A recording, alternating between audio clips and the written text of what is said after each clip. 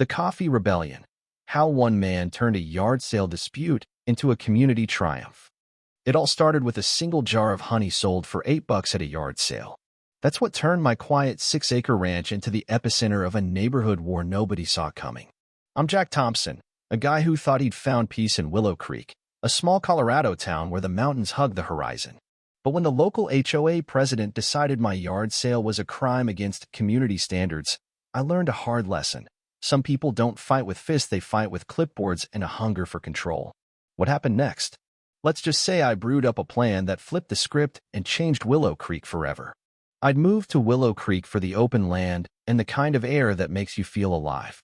My father used to camp here decades ago, and that connection pulled me to buy a ranch just outside town. I ran a small business teaching city folk survival skills and tending to my bee colonies, which produced the sweetest honey in the county. One crisp Saturday, I set up a yard sale, old camping gear, some furniture, and a few jars of my homemade honey.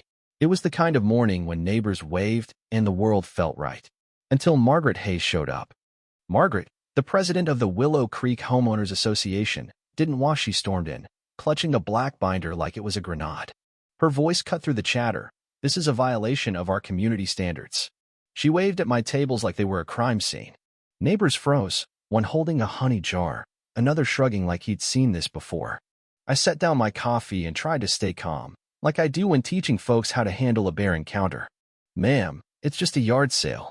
Everyone does it. Her face turned the color of a ripe tomato. She flipped open her binder and read from some rulebook about unauthorized commercial activities. I explained it was personal stuff, not a business, but Margaret wasn't listening. She snapped photos of everything: me tables, my customers, even my coffee mug.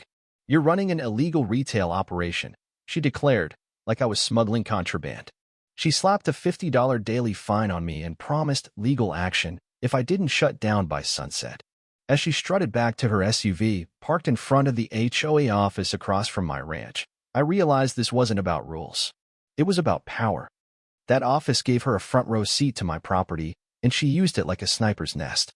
A neighbor, Clara Wilson, whispered that Margaret had driven other families out with the same tactics, turning their lives into a nightmare until they sold their homes. Standing in my yard, I felt like I'd stepped into a war zone. But I'd spent years teaching people how to survive in the wild, and I wasn't about to let a binder-wielding bureaucrat run me off my land. The next week, Margaret's harassment hit like a blizzard. A certified letter arrived, demanding $150 in fines for my violations. It made no sense, but the return address, the HOA office staring down my driveway, told me everything. Margaret was watching my every move. Clara, a sharp 70-something who knew everyone's business, brought cookies and a warning. She's been after you since you moved in, Jack. Your ranch doesn't fit her perfect little vision. Clara said Margaret had a pattern: pick a target, bury them in complaints, and push until they broke. She'd done it to 2 other families. Margaret turned surveillance into a full-time job. One morning, I caught her photographing my beehives, my trash cans, even the shadow of my bike, scribbling notes like she was building a case for the FBI. She called the sheriff about my suspicious visitors, clients learning to build shelters, the health department about my dangerous bees, and the fire department about my hazardous grass. Each official who showed up looked embarrassed, knowing they were pawns in her game. Deputy Tom Bradley, a regular visitor, started accepting my coffee before he even asked questions. Jack, I've filed fewer reports for felonies than for your beehives, he sighed. Margaret's stunts got weirder. She taped a fake Community Watch citation to my mailbox and placed a traffic cone by my compost pile labeled Biohazard Zone. It was so absurd I almost laughed, but her goal was clear: wear me down until I quit. She didn't want to find mesh, wanted to erase me. By week 3, I was done playing defense.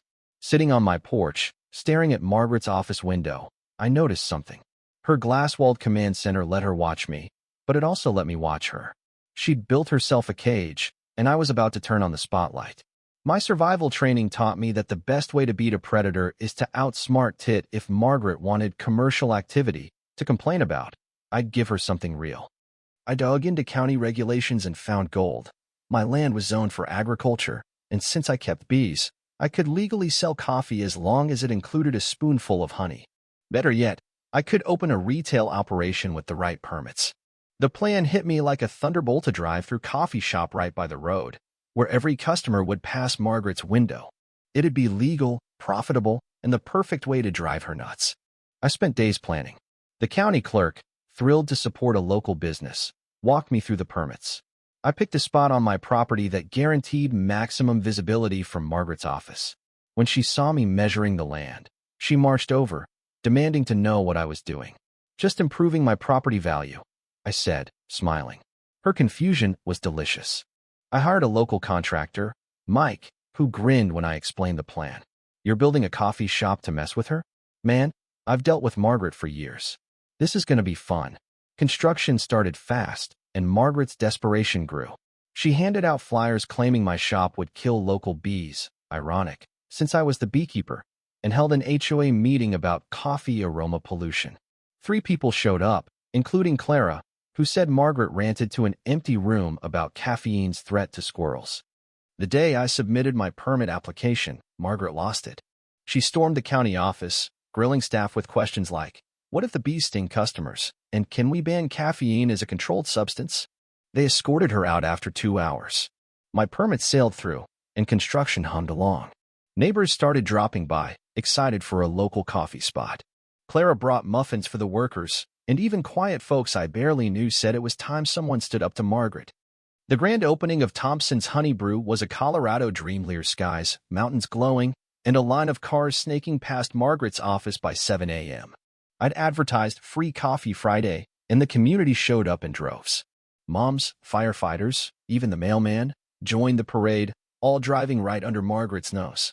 From behind the counter, I watched her pace like a trapped coyote, her silhouette frantic in the window. By 8 a.m., I'd served 50 customers. By 10, Margaret snapped. She burst out, phone in hand, yelling about traffic sabotage. Deputy Tom arrived, looking exhausted. "She says your shop's a safety hazard, Jack." He checked my permits, called the county, and confirmed everything was legal. Margaret's claims traffic jams, noise, public nuisance fell apart. Tom's final blow was brutal. "Margaret, should I arrest the guy selling coffee legally or the one screaming in the street about cappuccinos?" Customers recorded her meltdown, and a clip of her yelling, "I am the HOA," went viral, hitting 2 million views in days. Margaret didn't stop. She filed for an emergency court injunction, claiming my shop blocked emergency access, violated noise laws, and ruined the neighborhood's character. Her filing was a house of cards, exaggerations, and lies that ignored her own HOA office's commercial status. Clara rallied the community, organizing a Save Thompson's Brew campaign. Dozens showed up at the hearing, holding signs like "Support local business." Tom provided a report documenting Margaret's months of false complaints, calling her actions a personal vendetta. The judge, a no-nonsense woman, tore through Margaret's case. No traffic issues, no noise violations, no nuisance. She ruled Margaret's lawsuit frivolous, ordered her to pay my legal fees, and warned her about abusing the system. The courtroom cheered as Margaret's face cycled through shades of red. Margaret's empire crumbled fast. The HOA board, humiliated by her antics, voted her out unanimously. She spiraled, calling officials about a conspiracy and showing up at my shop to rant at customers. Tom had to escort her away, and the video of that sealed her fate. The new HOA president, a retired teacher, issued apologies to me and past victims, reforming complaint rules to prevent future abuse. Thompson's Honey Brew became Willow Creek's heart. Neighbors met there daily, and I added breakfast items and outdoor seating. The drive-thru, once my jab at Margaret, now served busy commuters. My business proved her fears wrong. Commerce didn't ruin the neighborhood, it strengthened it. 3 months later, a customer mentioned a rumor. The new head of Elkhorn Lakes Council, a woman with sharp eyes and thick files, was fining people for tall grass. My gut sank. That afternoon, I saw a pristine SUV with an Elkhorn Lake Retreats logo creep by my shop. The driver Margaret stared at me, smirked, and flipped me off as she drove north. She was starting over, ready to torment a new community. But I wasn't worried. I built something unbreakably: a business, a community, a legacy. Margaret thought she could keep bullying, but she learned. Some people fight back, and some victories last. Standing outside my thriving shop, I knew one thing. If she came for anyone else, Willow Creek's coffee drinkers would be ready. What do you think about Jack's fight against Margaret's bullying? Have you faced injustice or power-hungry people in your own life? Share your stories and opinions in the comments. Let's talk about standing up to bullies and what it takes to win. Your voice matters, so tell us where you stand.